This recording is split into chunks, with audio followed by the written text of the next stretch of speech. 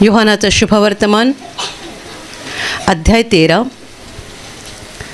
वचन 36 मी वाचून दाखवते, सर्वजण लक्ष द्या. शिमोन पेत्र त्याला म्हणाला, प्रभूजी, आपण कोठे जाता? येशूने उत्तर दिले, मी जेथे जातो तेथे तुला आत्ता माझ्या मागे येता येणार नाही, पण तू नंतर येशील. Hallelujah, hallelujah, hallelujah, hallelujah, hallelujah. माझ्या प्रिय भावांनो आणि बहिणींनो, 2000 वर्षांपूर्वी जेव्हा देवाचा पुत्र येशू ख्रिस्त मानवी रूपात या जगात होता, तेव्हा त्याने त्याच्या सोबत राहण्यासाठी 12 जणांना निवडून घेतलं होतं. हे 12 जण ज्यांना शिष्य म्हटलं आहे, पुढे जाऊन प्रेषित म्हटलेलं आहे. हे 12 जण सतत रात्रंदिवस येशूच्या बरोबर होते. येशूने त्यांना निवडून घेतलं. त्याने आपल्या सर्वस्वाचा त्याग केला आणि येशूच्या मागे चालत राहिले. जिकडे जिकडे येशू गेला तिकडे तिकडे ते येशूच्या सोबतच राहिले. परंतु येशू ख्रिस्त या जगामध्ये कायमचं राहण्यासाठी आलेला नव्हता, तर देवपित्याची इच्छा पूर्ण करायला आला होता. देवपित्याची इच्छा, देवपित्याची योजना पूर्ण करून त्याला परत स्वर्गात जायचं होतं आणि ही त्याची वेळ जवळ आली होती. हे शिष्य सतत 3 वर्षे त्याच्या सोबत होते, पण आता ती घटका जवळ आली होती. देवपित्याची महत्त्वाची योजना, महत्त्वाचा उद्देश पूर्ण होण्याची वेळ, ज्यासाठी येशू या जगात आला होता. आणि ती योजना आपल्याला माहीत आहे की आपल्या पापमुक्तीसाठी येशूला क्रूसावर बलिदान करायचं होतं आणि मरणावर विजय मिळवून 3ऱ्या दिवशी पुन्हा उठायचं होतं आणि त्यानंतर त्याला स्वर्गात जायचं होतं. Hallelujah, hallelujah. ज्याप्रमाणे आपण एखाद्या माणसाला काहीतरी काम करायला पाठवतो, तुम्ही तुमच्या मुलाला काही काम करायला पाठवता, तो जातो, ते काम पूर्ण करतो आणि तुमच्याकडे परत येतो. त्याप्रमाणे देवपित्याने येशूला जगात पाठवलं होतं, हे काम पूर्ण कर आणि मग माझ्याकडे परत ये. येशूला हे काम पूर्ण करून देवपित्याकडे परत जायचं होतं. येशू क्रूसावर मरणार होता. मानवतेच्या पापांची सर्व शिक्षा स्वतःवर घेऊन तडफडत तो क्रूसावर बलिदान करणार होता, आपलं रक्त ओतणार होता. त्यानंतर 3ऱ्या दिवशी तो जिवंत होणार होता आणि मग त्याला परत स्वर्गात देवपित्याकडे जायचं होतं, कारण तो तिकडूनच आला होता, तिकडूनच त्याला पाठवलं गेलं होतं आणि जिथून पाठवलं होतं त्याच्याकडे त्याला परत जायचं होतं. Hallelujah, hallelujah, hallelujah. परंतु ही जी देवपित्याची इच्छा होती आणि योजना होती, ती येशूच्या शिष्यांना पण पूर्णपणे समजली नव्हती. म्हणून जेव्हा येशू ती घटका जवळ आल्यानंतर बोलायला लागला, मी आता तुमच्याबरोबर आहे, थोडा वेळच आहे, नंतर मी तुम्हाला दिसणार नाही. तुम्ही माझा शोध कराल, पण मी तुम्हाला सापडणार नाही. येशू त्यांना म्हणतोय की तुम्ही माझा शोध कराल, पण मी तुम्हाला सापडणार नाही. तेव्हा शिष्यांना आश्चर्य वाटलं, कारण आपण बायबलमध्ये असे काही प्रसंग वाचतोय ज्या वेळेला लोक पण येशूला शोधत शोधत जायचे आणि त्याने येशू सापडायचा. आणि काही वेळा असं पण झालं की शिष्यांना पण येशूला शोधावं लागलं आणि मग येशू त्यांना सापडला. ते अशा वेळेला व्हायचं की येशू अधूनमधून एकांतात निघून जायचा, जंगलामध्ये, डोंगरावर एकांतात जायचा, प्रार्थना करायला, देवपित्याशी बोलायला. आपण बायबलमध्ये एक प्रसंग वाचतो की ज्या वेळेला येशू ख्रिस्त एका घरात होता आणि त्या घरात पुष्कळ लोक आले, पुष्कळ लोक आले. येशूने सगळ्यांना बरं केलं, बरं केलं, बरं केलं. रात्र झाली. येशू त्याच्या शिष्यांबरोबर त्या घरामध्ये झोपला आणि मग पहाटे लवकर उठून तो त्यांच्यातून निघून गेला. आणि सगळ्या नगरात बातमी पोहोचली होती की या घरामध्ये येशू आहे आणि तो आजारांना बरं करतो, भूत काढून टाकतो. म्हणून सकाळी सकाळी आजारी लोक आणि पुष्कळ लोक त्यांच्या घरच्या आजारांना घेऊन त्या दाराशी आले आणि शिष्य पण उठले, बघतायत प्रभू नाही आहे. ते शोधायला लागले, गेला कुठे आमचा प्रभू, गेला कुठे. आणि मग शोधत शोधत शोधत शोधत ते जंगलात पोहोचले आणि जंगलात पोहोचल्यावर त्याने येशू तिकडे दिसला आणि ते येशूला म्हणतात, प्रभूजी आपण इकडे आहात, लोक तिकडे आपला शोध करत आहेत. काल एवढ्या लोकांना तुम्ही बरं केलं, त्यांनी जाऊन दुसऱ्यांना सांगितलं, आता केवढे लोक तिकडे आलेले आहेत आणि तुम्ही इकडे काय करताय. येशू म्हणाला, मला आता दुसऱ्या गावात गेलं पाहिजे, कारण मी यासाठीच निघालो आहे. एकाच गावात एकाच ठिकाणी मला थांबायचं नाही आहे, कारण शिष्यांना माहीत नव्हतं की येशूचा पृथ्वीवरचा काळ थोडाच होता, तो थोड्या काळासाठीच आला होता. म्हणून तो एका गावात एका नगरात 2-2 महिने 6-6 महिने राहणार नव्हता. तो एका गावात जायचा, उपदेश द्यायचा, देवाचं सामर्थ्य दाखवायचा, लोकांना बरं करायचा, दुसऱ्या गावात जायचा, तिकडेही तेच करायचं, तिसऱ्या गावात जायचा. असं गावामागून गावं आणि नगरामागून नगरं 3 वर्षे सतत तो फिरत होता. आणि जेव्हा येशू त्यांच्यामधून गायब व्हायचा तेव्हा ते येशूला शोधायचे आणि त्यांना तो सापडायचा. येशू कुठे जायचा? येशू प्रार्थना करायला एकांतात जायचा, जंगलात, डोंगरावर. बायबलमध्ये असं म्हटलं आहे की सतत लोकांचे लोंढे त्याच्याकडे यायचे, पण तो मात्र अधूनमधून एकांतात जायचा. एकांतात. एकांतात म्हटल्यानंतर शिष्यांना पण कळायचं नाही की प्रभू अचानक गेला कुठे. तो एकांतात जायचा आणि प्रार्थनेत वेळ घालवायचा, देवपित्याशी बोलायचा. पण त्या सगळ्या अशा घटका होत्या की शिष्य येशूला शोधायचे आणि तो येशू त्यांना सापडायचा.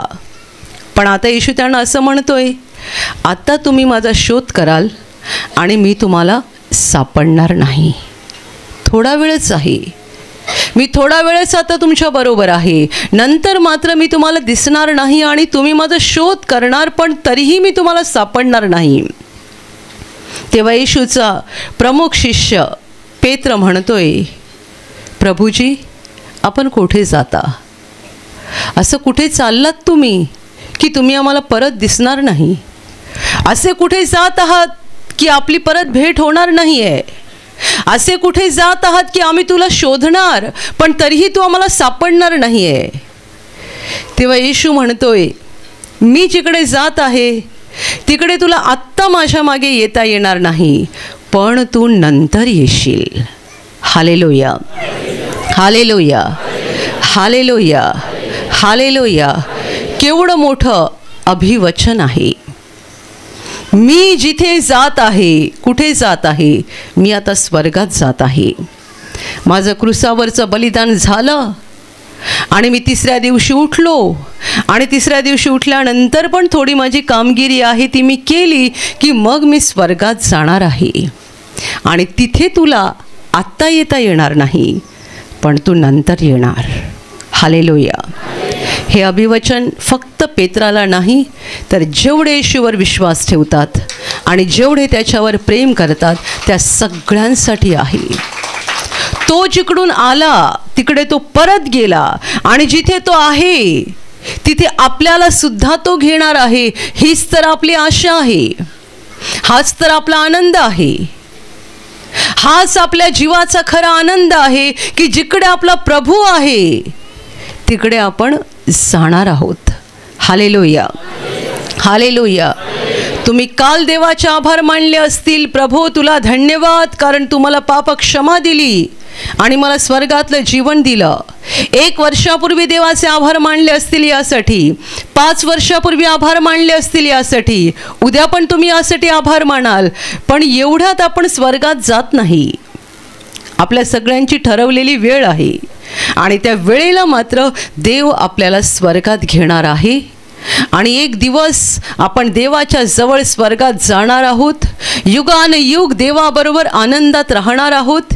तिकडे पुन्हा मरण नसेल, पुन्हा आजार नसतील, दुःख नसतील, वेदना नसेल, पुन्हा सैतान आपल्याला सतावणार नाही, पुन्हा कोणतं वाईट आपल्या वाट्याला येणार नाही, कारण सर्व समर्थ देव त्या ठिकाणी असेल आणि आपण त्या आपल्या देवाच्या सहवासात युगानुयुग आनंदात राहणार. हा आपल्या जीवनाचा खरा आनंद आहे.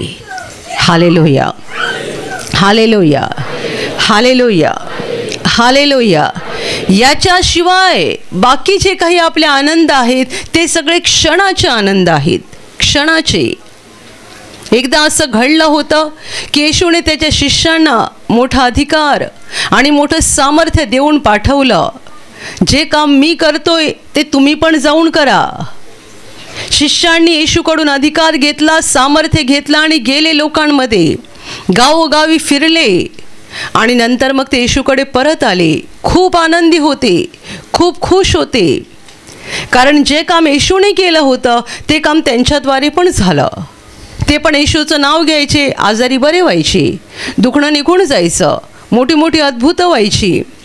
आणि विशेष म्हणजे लोकांमधून अशुद्धात्मे निघून जायचे. जेव्हा शिष्य येशूचं नाव घ्यायचे तेव्हा अशुद्धात्मे निघून जायचे. शिष्य आनंदी होऊन येशूकडे परत आले आणि येशूला म्हणाले, प्रभूजी, तुमच्या नावाने भूतं पण आम्हाला वश होतात, तुमच्या नावाने भूतं पण आमचं ऐकतात, भूतं पण आमच्या अधीन राहतात, भूतं पण आम्हाला घाबरतात. एका साध्या माणसासाठी हा केवढा मोठा आनंद आहे की भूतं आपल्याला घाबरतात आणि आपल्यापुढे थरथर कापतात आणि आपल्यापासून पळून जातात.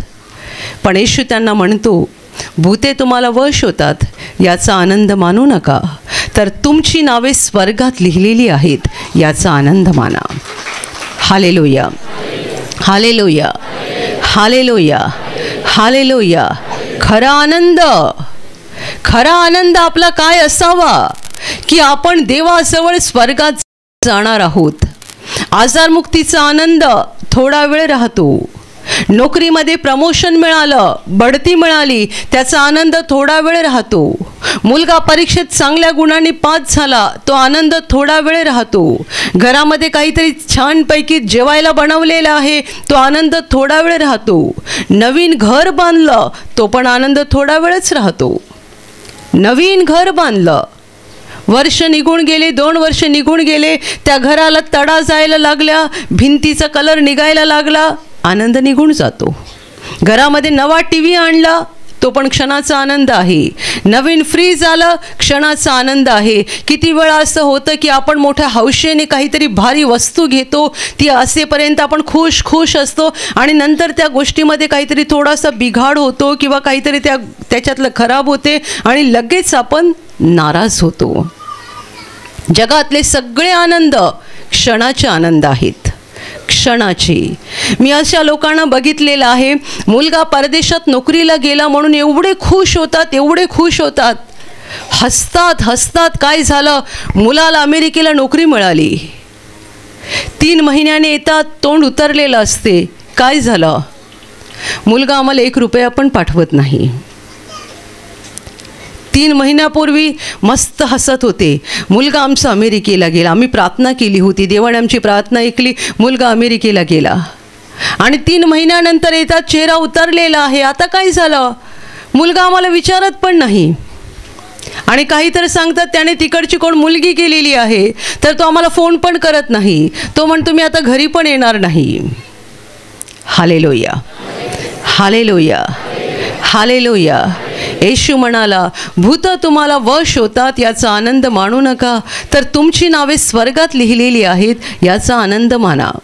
माझ्या प्रिय भावांनो आणि बहिणींनो, रोज आपल्या हृदयात हा आनंद असला पाहिजे की मी येशूला ओळखलं आहे, मी त्याचा स्वीकार केला आहे, माझं तारण झालं आहे आणि एक दिवस मी देवाच्या घरात म्हणजे अनंत जीवनात प्रवेश करणार आहे. हा माझा आनंद आहे, हा खरा आनंद आहे.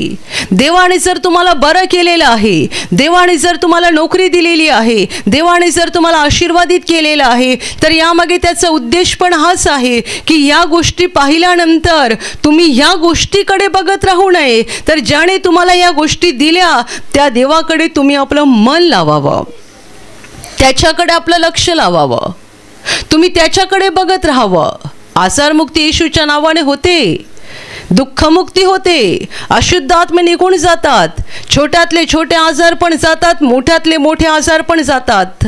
आता याच मागच्याच आठवड्यामध्ये यूट्यूबवरती आम्ही एक साक्ष बघितली, विलक्षण साक्ष आहे. या भावाला मी ओळखत पण नाही.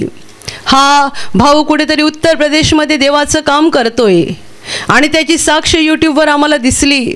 त्या साक्षीमध्ये तो असं म्हणतो की मी पूर्वी खूप त्रासलेलो होतो, काय काय त्रास होते, काय काय संकट दुःख त्याच्या जीवनात होती ती त्याने सांगितली. आणि तो म्हणतो की अशी वेळ आली होती की माझ्या खिशामध्ये 10 रुपये पण नसायचे, माझ्या खिशात 10 रुपये पण नसायचे. हा बोलणारा भाऊ बँकेमध्ये नोकरी करायचा आणि खिशात 10 रुपये पण नव्हते. एवढी परिस्थिती वाईट झाली होती. स्वतः पण आजारी आणि घरामध्ये दुखणं, सगळ्या प्रकारची दुःख होती. सैतानाने त्यांना फार पिळून टाकलं होतं. पण एक दिवस त्यांना रस्त्यावर कुठेतरी एक पडलेला कागद मिळाला ज्यावरती लिहिलं होतं, येशू ख्रिस्त तुम्हाला बोलावत आहे. आणि त्यावरती पत्ता होता आपल्या भुईगावच्या प्रार्थना केंद्राचा. त्या पेपरवरती प्रार्थना केंद्राचा पत्ता होता. तो पत्ता बघून तो तिकडे प्रार्थनेसाठी आला. त्याने प्रार्थनेमध्ये भाग घेतला. आयुष्यातली पहिली प्रार्थना सभा. पहिल्यांदा तो येशूचं नाव, येशूची वचनं ऐकत होता, येशूचं सामर्थ्य बघत होता. आणि त्यानंतर हा माणूस म्हणतो त्याला खूप काही आजार होते, पण एका आठवड्यामध्ये त्याचे सगळे आजार बरे झाले, पूर्ण बरा झाला. त्याने गावी बायकोला सांगितलं तू पण येशूकडे प्रार्थना कर. बायको पण गावी होती, खूप आजारी होती, तिने पण प्रार्थना केली, ती पण बरी झाली. आणि मग हा उत्तर प्रदेशला परत गेला. तिकडे त्याने लोकांसाठी प्रार्थना करायला सुरुवात केली. मला वाटते 2015मध्ये घडलेली घटना आहे, ज्यावेळेला आपले ब्रदर मार्टिन होते. आणि हा भाऊ म्हणतो मी तिकडे प्रार्थना करायचो तेव्हा मी येशूच्या नावाने असं सरळ म्हणत नव्हतो, तर मी असं म्हणायचो की मार्टिन साहब का जो परमेश्वर है उसके नाम से ठीक हो जाओ. आणि लोक बरे व्हायचे, लोक बरे व्हायचे. मार्टिन साहब का परमेश्वर वो मेरा परमेश्वर नहीं था, क्योंकि मैं उसको पहचानता भी नहीं था. ब्रदरांचा देव, ज्याप्रमाणे बायबल म्हणतं अब्राहमाचा देव, इसहाकाचा देव, सामर्थ्य येशूच्या नावामध्ये आहे, ताकद येशूच्या नावामध्ये आहे. आणि त्यामुळे देव आपल्याला बरं करतो, देव आपली दुखणं काढून टाकतो. पण या सगळ्या मागे देवाचा उद्देश काय आहे, योजना काय आहे? देवाचा उद्देश, देवाची योजना ही आहे की हे सगळं बघितल्यानंतर आपलं लक्ष आपण त्याच्याकडे लावावं. आपण या पृथ्वीवरलं आपलं व्यर्थतेतून मन काढून घ्यावं आणि अनंत जीवनाकडे आपलं मन लावावं. हालेलुया. येशूने जेव्हा शिष्यांना लोकांना बरं करण्यासाठी पाठवलं त्यावेळेला त्यांना अशी आज्ञा दिली होती, दुखणेकरांना बरे करा आणि त्यांना सांगा देवाचं राज्य तुमच्या जवळ आलं आहे. आजारांना बरं करा आणि त्यांना सांगा देवाचं राज्य तुमच्या जवळ आलेलं आहे. बरे झाल्यानंतर नाचत उड्या मारत घरी पळू नका दारू प्यायला. बरे झाल्यानंतर उड्या मारत घरी पळू नका मित्राबरोबर मौज मजा करायला. उड्या मारत घरी पळू नका चमचमीत जेवायला आणि पुन्हा आपली सगळी वाईट कामं करायला. जर तुम्ही येशूच्या नावाने बरे झालात तर देवाचं राज्य तुमच्या जवळ आलेलं आहे. जवळ आलंय, तुमच्यामध्ये नाही आलं. ते त्या तुमच्यामध्ये घ्यायचं की नाही हे तुम्ही ठरवायचं. येशूच्या नावाने जर तुमचा रोग गेला, येशूच्या नावाने जर तुमच्या जीवनात अद्भुत घडली, येशूच्या नावाने जर तुम्हाला आशीर्वाद मिळाले, तर लक्षात ठेवा देवाचं राज्य तुमच्या जवळ आलेलं आहे. आणि देवाची इच्छा आहे की तुम्ही आता त्याच्याकडे लक्ष लावावं. बरा झालेला माणूस बरं झाल्यानंतर काय करतो, देवाचं लक्ष आहे त्याच्याकडे. आशीर्वाद मिळवलेला माणूस आशीर्वाद मिळाल्यानंतर काय करतो, देवाचं लक्ष आहे त्याच्याकडे. एखादी स्त्री बरी होते, जेव्हा आजारी होते, घरात होती तेव्हा घरातले सगळे तिची सेवा करायचे. जेव्हा ती बरी होते तेव्हा ती काय करते? ती दुसऱ्यांची सेवा करते का? ती सगळ्यांशी प्रेमाने वागते का? आधी दुसऱ्यांना शिव्या देत होती, आता सगळ्यांशी प्रेमाने नम्रतेने वागते का? देवाचं राज्य जवळ आलेलं आहे, तुमच्याजवळ. ज्याने ज्याने येशूच्या नावाने आशीर्वाद मिळवले, रोगमुक्ती मिळवली, ज्याने ज्याने आपल्या आत्म्यात देवाचा अनुभव घेतला, त्या प्रत्येकाच्या जवळ देवाचं राज्य आलेलं आहे. आणि देवाची इच्छा आहे की तुम्ही आता आपलं लक्ष देवाच्या राज्याकडे लावावं आणि तुम्ही त्यामध्ये प्रवेश करावा. हा खरा आनंद आहे आणि याशिवाय दुसरा कोणताच आनंद या जगात मोठा नाही. Hallelujah, hallelujah, hallelujah, hallelujah. पेत्राने येशूसाठी सगळं सोडलं होतं आणि तो येशूच्या मागे चालत होता, येशूच्या सोबत राहत होता. पण आता येशूच त्याला सोडून चालला होता, कारण येशूची वेळ जवळ आली होती. त्याला हे जग सोडून जायचं होतं. पण तो त्याला वचन देतोय, मी जिकडे जात आहे तिकडे तुला आत्ता येता येणार नाही, पण तू नंतर येशील. माझ्या प्रिय भावांनो आणि बहिणींनो, ज्यांना ज्यांना देवाकडून हे वचन प्राप्त होतं ते सगळे धन्य लोक आहेत, आशीर्वादित लोक आहेत. या जगामध्ये श्रीमंत होऊन काय करायचं आहे? या जगामध्ये मोठा नावलौकिक मिळवून आणि खूप मोठा सन्मान आणि खुर्ची आणि प्रतिष्ठा मिळवून काय करायचं आहे? हे सगळं वैभव माती मोल होणार आहे. आम्हाला तिकडे जाता आलं पाहिजे, अनंत जीवनात, देवाच्या घरात, देवाबरोबर आम्हाला आमचं युगानुयुग अनंत काळ घालवता आला पाहिजे. आणि ते महत्त्वाचं आहे. ते जर मिळणार नसेल तर जगातलं वैभव आणि जगातली श्रीमंती आणि जगातली मान, प्रतिष्ठा, सन्मान, सत्ता सगळं काही व्यर्थ आहे. Hallelujah, hallelujah, hallelujah, hallelujah. अनंत जीवनाकडे आपलं लक्ष लावून ठेवा. आपण या जगामध्ये असताना खूप संकट येतात, दुःख येतात आणि तो दुष्ट सैतान आपला विश्वास हलवण्यासाठी बरेच प्रयत्न करतो. तो आपल्याला हलवतो अशासाठी की आपला विश्वास हलावा, डळमळीत व्हावा आणि आपण विश्वासातून मागे जावं.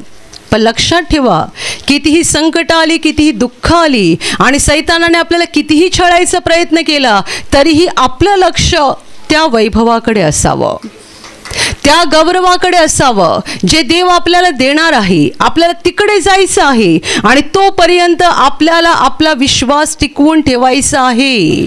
जोपर्यंत आपण त्या अनंत जीवनात प्रवेश करत नाही तोपर्यंत आपण ते पूर्णपणे मिळवलं नाही. एक दिवस विश्वास ठेवला, एक महिना विश्वास ठेवला, एक वर्ष विश्वास ठेवला, तेवढं पुरेसं नाही आहे. शेवटच्या क्षणापर्यंत आपल्याला विश्वासामध्ये टिकून राहायचं आहे. Hallelujah, hallelujah, hallelujah, hallelujah. शेवटपर्यंत म्हणजे आपल्या शरीरामध्ये शेवटचा श्वास असेपर्यंत आपल्याला विश्वासामध्ये टिकून राहायचं आहे. येशू ख्रिस्त या एकाच उद्देशाने जगात आलेला होता, आपल्याला स्वर्गातलं अनंत जीवन देण्यासाठी. तो स्वर्ग सोडून या जगात आला अशासाठी की या जगातल्या पापी लोकांना आपल्या पापातून शुद्ध करून, मुक्त करून इकडून त्यांना स्वर्गात घेऊन जावं. म्हणून येशूने असंही वचन दिलेलं आहे, मी तुमच्यासाठी जागा तयार करावयास जातो. आणि मी जाऊन जागा तयार केली म्हणजे पुन्हा येऊन तुम्हाला आपल्याजवळ घेईन, यासाठी की जेथे मी आहे तेथे तुम्हीही असावे, जेथे तो आहे तेथे आपण पण असावं, ही त्याची इच्छा आहे. Hallelujah, hallelujah, hallelujah. देवाला आपल्याला काय द्यायचं आहे? काय द्यायचं आहे? आजारमुक्ती हो द्यायची आहे, दुःखमुक्ती द्यायची आहे, व्यसनमुक्ती द्यायची आहे, आशीर्वाद द्यायचे आहेत, गरिबीतून बाहेर काढायचं आहे का? काढायचं आहे. देवाला आपल्याला खूप आशीर्वाद द्यायचे आहेत. पण या सगळ्यापेक्षा देवाला आपल्याला सगळ्यात महत्त्वाची गोष्ट द्यायची आहे, त्याला आपल्याला अनंत जीवन द्यायचं आहे. अनंत जीवन. आणि हे अनंत जीवन बाकी कशानेच मिळत नाही, फक्त येशूच्या क्रूसावरील बलिदानाच्या द्वारे आपल्याला प्राप्त झालेलं आहे. बाकी कशानेच नाही, कोणत्याच गोष्टीने आपण अनंत जीवन मिळवू शकत नाही, कारण आपण पापी आहोत आणि आपल्या पापक्षमेसाठी येशूने क्रूसावर रक्त ओतलेलं आहे. हा जो क्रूसावरती येशूचा बळी गेलेला आहे आणि येशूने आपल्यासाठी जे रक्त ओतलेलं आहे त्या रक्तानेच आपण शुद्ध होऊ शकतो, नीतिमान बनू शकतो आणि अनंत जीवनात आपला प्रवेश होऊ शकतो. बाकी कशानेच आपल्याला अनंत जीवन मिळू शकत नाही. Hallelujah, hallelujah. बाकी अनेक गोष्टीसाठी जगामध्ये खूप मार्ग आहेत. आजारमुक्तीसाठी पण जगात मार्ग आहेत, दुःखमुक्तीसाठी पण जगात मार्ग आहेत. भले त्या मार्गाने जाऊन थोडा वेळ फायदा होतो, पण मार्ग जगात आहेत. पण अनंत जीवनासाठी एकच मार्ग आहे. येशू ख्रिस्त यासाठीच जगात आला की त्याने आपली पापं स्वतःवर घ्यावीत, क्रूसावर प्राण द्यावा, आपल्यासाठी त्याने रक्त ओतावं आणि त्याच्या रक्ताने आपण शुद्ध होऊन नीतिमान बनावं, ज्यामुळे आपला अनंत जीवनामध्ये प्रवेश होईल. Hallelujah, hallelujah.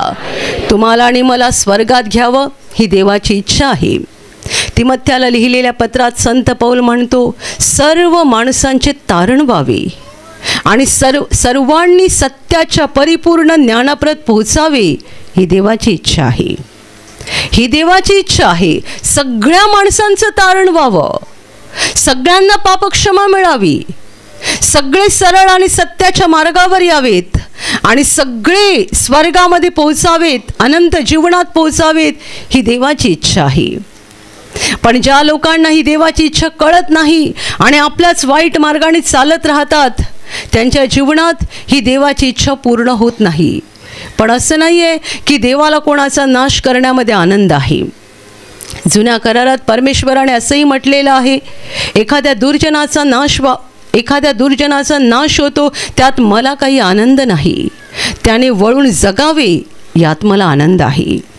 एखादा वाईट माणूस, पापी माणूस आपला मार्ग बदलतच नाही, सरळ मार्गाला येतच नाही, आपलं हृदय बदलतच नाही आणि तो आपल्या पापामध्ये विनाश होतो. देव म्हणतो की त्याच्या दुष्टतेमुळे तो विनाश पावला, तेव्हा माझ्या जीवाला आनंद झाला नाही, मला संतोष वाटला नाही, मी खुश झालो नाही.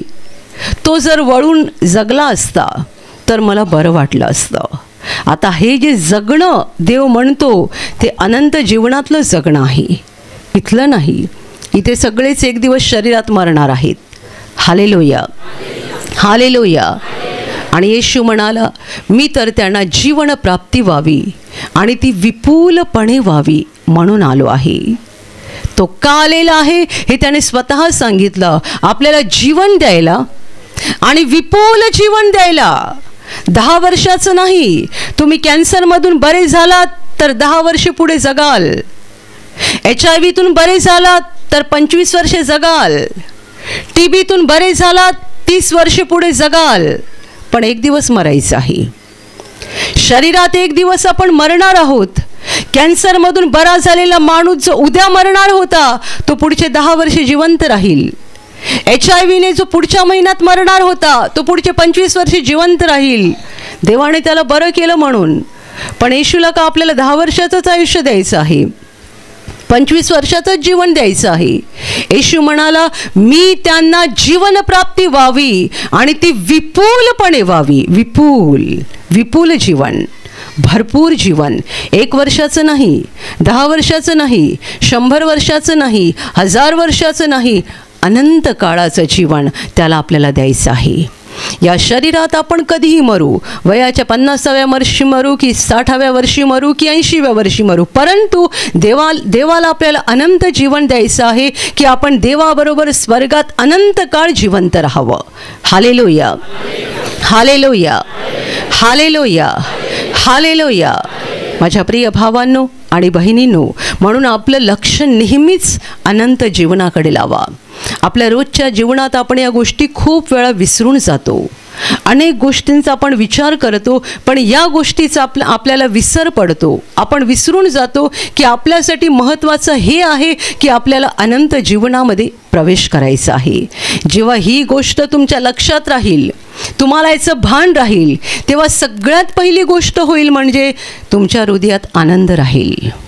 दुःखात सुद्धा तुम्ही गाऊ शकता, क्लेशात सुद्धा तुम्ही देवाची स्तुती करू शकता, संकटात सुद्धा तुम्ही देवाचे आभार मानू शकता. जर तुमचं मन, तुमचं हृदय अनंत जीवनाकडे लागलेलं आहे आणि तुम्ही रोज त्या गोष्टीचा विचार करत आहात, तर संकट तुम्हाला हरवू शकत नाहीत, आजार तुम्हाला हरवू शकत नाहीत, सैतानाची कोणतीही ताकद तुम्हाला हरवू शकणार नाही. कारण तुमच्या हृदयात जो आनंद आहे ना, त्यामुळे संकटात पण तुम्ही गात राहाल. आजारात पण तुम्ही देवाची स्तुती करत राहाल, दुःखात पण तुम्ही देवाचे आभार मानत राहाल, ही पहिली गोष्ट होईल. आणि दुसरी पण महत्त्वाची गोष्ट आहे, जेव्हा अनंत जीवनाकडे लक्ष लागतं ना, तेव्हा आपोआप आपण देवाच्या मार्गाने चालायला सुरुवात करतो आणि आपल्या जीवनातली पापं आपल्याला सोडून जायला लागतात. आणि तेही फार महत्त्वाचं आहे, फार महत्त्वाचं आहे. असं वाटता कामा नये आम्ही प्रार्थनेत असतो तोपर्यंत संतासारखे सभ्य, बाहेर गेल्यानंतर मनमानी करू. देव काय आपल्याकडे फक्त इकडेच बघतो, बाहेर गेल्यानंतर बघत नाही. देवाचा कॅमेरा सगळ्या ठिकाणी सुरू आहे. तुम्ही इकडे असताना पण देव तुमच्याकडे बघतोय, घरी असताना पण बघतोय, प्रवासात असताना पण बघतो, शेतावर असताना पण देव बघतोय, तुम्ही कंपनीमध्ये आहात तिकडे पण देव बघतोय, तुम्ही तुमच्या कामधंद्याच्या ठिकाणी आहात तिकडे पण देव बघतोय. देवाचं लक्ष सगळ्या ठिकाणी आहे. जेव्हा आपलं लक्ष अनंत जीवनाकडे असतं आणि आपल्याला ते मिळवायचं आहे म्हणून आपण रात्रंदिवस प्रयत्न करतो, तेव्हा आपल्या मनात पापाबद्दल भीती निर्माण होते. पाप, वाईट, दुष्टता या सगळ्याबद्दल भीती निर्माण होते आणि आपल्याला रोज आठवण राहते, भान राहते, मला हे वाईट करायचं नाही आहे, नाहीतर मी ते गमावेन. मला हे फसवायचं नाही आहे, नाहीतर मी ते गमावेन. मला या वाईट मार्गाने जायचं नाही आहे, हे चुकीचं काम मला करायचं नाही आहे, हे जर मी केलं तर मी ते जीवन गमावून बसेन.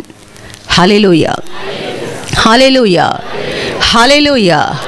आम्ही येशूवर विश्वास ठेवतो, आम्ही येशूला मानतो असे बोलणारे अनेक लोक तुम्हाला दिसतील की जे वाईट कामं करतात. आम्ही येशूला मानतो, येशूवर विश्वास ठेवतो, पण कामं मात्र त्यांची देवाच्या वचनाप्रमाणे नाही आहेत. त्यांचं जीवन, त्यांचं वागणं, त्यांचं चालणं तुम्हाला सगळं वेगळं दिसेल. याचं कारण हे आहे, त्यांनी अनंत जीवनाकडे, देवाच्या या मुख्य गोष्टीकडे खऱ्या अर्थाने आपलं लक्षच लावलं नाही. त्यांना अजूनही असं वाटतंय की जगात आपल्याला मान मिळाला पाहिजे, जगात आपण श्रीमंत झालं पाहिजे, जगात आपल्याला वैभव मिळालं पाहिजे.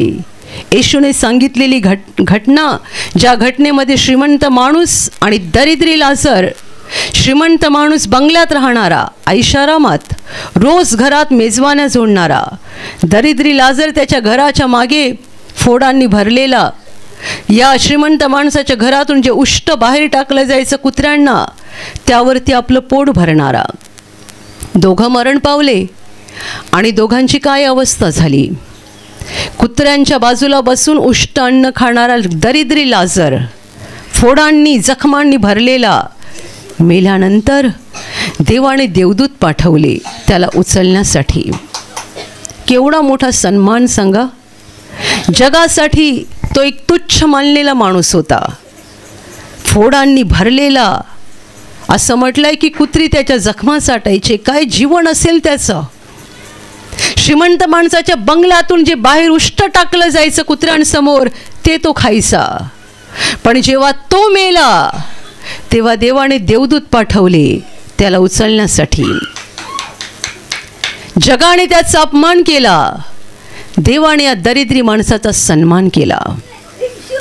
देवदूतांनी त्याला उचललं, म्हणजे त्याचा आत्मा उचलला. शरीर राहिलं, शरीराची विल्हेवाट देवाने वेगळ्या पद्धतीने कोणाला तरी उभं करून लावलीच असणार. आत्मा उचलला गेला आणि थेट सुखलोकात अब्राहमाच्या उराशी त्याला नेऊन बसवला. बंगल्यातला श्रीमंत पण काही काळाने मरण पावला, पण देवाने देवदूत नाही पाठवले. त्याला जगात खूप सन्मान मिळाला, खूप मान मिळाला. त्याला कोणी उचललं? त्याला कोणी उचललं सांगा? कारण येशू म्हणाला तो अधोलोकामध्ये जळत पडला. अधोलोक जिकडे भूत आहेत, अशुद्धात्मे आहेत. श्रीमंत मेल्यानंतर तो अधोलोकामध्ये जळत पडला. तो किंचाळत होता, ओरडत होता, तडफडत होता आणि त्याने वर बघितलं. वर, वर म्हणजे कुठे वर सांगा? आपण वर बघतो तेव्हा आपल्याला सूर्य, चंद्र, तारे दिसतात, पण अधोलोक खूप खाली आहे, सुखलोक खूप वर आहे. तो आता आपल्याला इथून दिसणार नाही, खूप वर आहे. ही आत्मिक जग आहेत. अधोलोकातून त्याने वर बघितलं सुखलोकाकडे, आणि तेव्हा त्याला नेमका दिसला तो दरिद्री लाजर, जो त्याच्या घराच्या मागे बसलेला असायचा. उष्ट अन्न खायचा आणि कुत्री त्याच्या जखमा साठायचे. तो सुखलोकात, आणि तो पण अब्राहमाच्या बाजूला. अब्राहम जुन्या कराराच्या काळातला देवाचा थोर नीतिमान माणूस, त्याच्या बाजूला दरिद्री लाजर बसला होता. देवाने त्याचा केवढा सन्मान केला, केवढं त्याला मोठं बक्षीस दिलं. आणि हा चांगले चांगले कपडे घालणारा आणि चांगलं चांगलं जेवणारा आणि शहरात राहणारा आता आगीमध्ये तडफडत होता. आणि तो अब्राहमाला म्हणतो, हे बापा अब्राहमा, लाजराला माझ्याजवळ पाठव. पाण्याचा एक थेंब तरी त्याला माझ्या जिभेवर टाकायला सांग. मी इकडे तडफडतोय. या अग्नीच्या जाळामध्ये मला क्लेश होत आहेत, वेदना होत आहेत. एक पाण्याच्या थेंबासाठी तो तडफडत होता. कोणाच्या हातून त्याला पाहिजे होता? त्याच्या घराच्या मागे जो बसला होता ना, त्याच्या हातातून एक थेंब. आणि त्याने दुसरी पण अशी विनंती केली होती, या लाजराला माझ्या भावांकडे पाठव पृथ्वीवर, कारण माझे दुसरे पण भाऊ पृथ्वीवर जिवंत आहेत आणि ते माझ्यासारखं जीवन जगत आहेत. इथे काय आहे ना, हे त्याला सांगायला सांग, म्हणजे कमीत कमी ते तरी आपला मार्ग बदलतील आणि इकडे माझ्यासोबत येणार नाहीत. त्याच्या दोन्ही विनंत्या नाकारल्या गेल्या. म्हणून तर त्याला अधोलोक म्हटलं आहे, नरक म्हटलं आहे.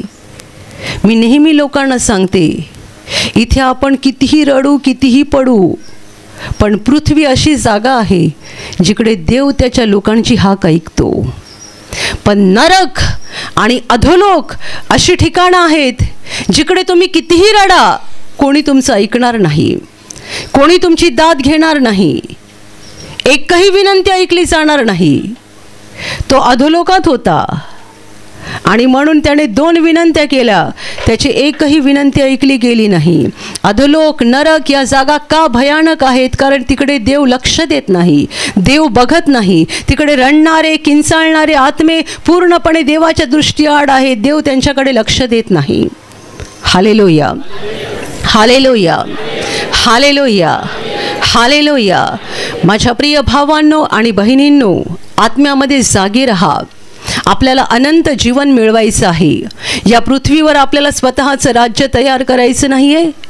या पृथ्वीवर राज्य तयार करून या पृथ्वीबरोबर आपल्याला स्वतःचा शेवट करून घ्यायचा नाही आहे. बायबल म्हणतं, हे जग आणि त्याची वासना नष्ट होत आहे, पण देवाच्या इच्छेप्रमाणे करणारा सर्व काळ राहील.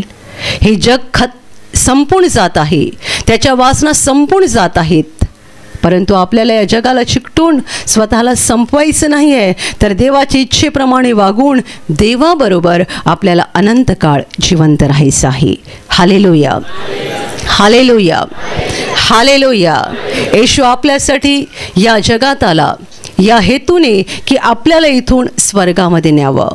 तो पेत्राला म्हणतोय, मी जिकडे जातोय तिकडे तुला आत्ता येता येणार नाही, पण तू नंतर येशील. आपल्या सगळ्यांना तिकडे जायचं आहे जिकडे आपला प्रभू आहे. रोज अनंत जीवनाचा विचार करा, रोज अनंत जीवनात जाण्यासाठी मेहनत करा. तुमच्या हृदयात हा आनंद सदैव ठेवा, पापापासून स्वतःला दूर ठेवा आणि विश्वासामध्ये चालत राहा, ज्यामुळे आपला प्रभू जिथे आहे तिथे आपण पोहोचू आणि युगानुयुग देवाबरोबर आनंदात राहू. Hallelujah, hallelujah, hallelujah. आणि आता मी तुमच्यासाठी प्रार्थना करणार आहे. पूर्ण विश्वास ठेवा की प्रभू येशू एका क्षणात तुम्हाला स्पर्श करून बरं करेल. एका क्षणात तो तुमच्या जीवनातलं दुःख काढून टाकेल, कारण प्रभू आजही जिवंत आहे. 2000 वर्षांपूर्वी तो देहरूपात या जगात होता. आज देहरूपात नाही आहे, पण आत्म्याच्या रूपाने आहे. आणि जिथे जिथे लोक त्याच्यावर विश्वास ठेवतात आणि विश्वासाने त्याला हाक मारतात, तिकडे तिकडे तो त्यांच्या अगदी जवळ असतो, त्यांना बरं करायला, त्यांना आनंदित करायला आणि त्यांना सैतानाच्या हातातून सोडवायला तो नेहमीच तयार असतो. म्हणून विश्वास ठेवा, प्रभू इथे आहे. तो तुम्हाला स्पर्श करेल आणि तुमचं जीवन बदलून टाकेल.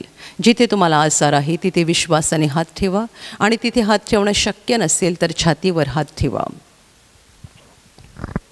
प्रभू येशूच्या नावाने या क्षणाला तुमच्या शरीरातले सगळे आजार नष्ट होत. प्रभू येशूच्या नावाने तुमच्या जीवनातील सगळी दुःख निघून जावोत. सैतानाची सर्व कामं तुमच्या घरातून आणि तुमच्या कुटुंबातून प्रभू येशूच्या नावाने पूर्णपणे नष्ट होत. सर्व शुद्धात्म्यांनो, प्रभू येशूच्या नावाने मी तुम्हाला आज्ञा देत आहे, या क्षणाला यांना सोडून निघून जा आणि पुन्हा त्यांच्यात शिरू नका. प्रभूचं महान सामर्थ्य तुमच्यावर येऊ. पवित्र आत्मा तुमच्यावर येऊ. पवित्र आत्म्याचा आनंद तुमच्या जीवनात येऊ.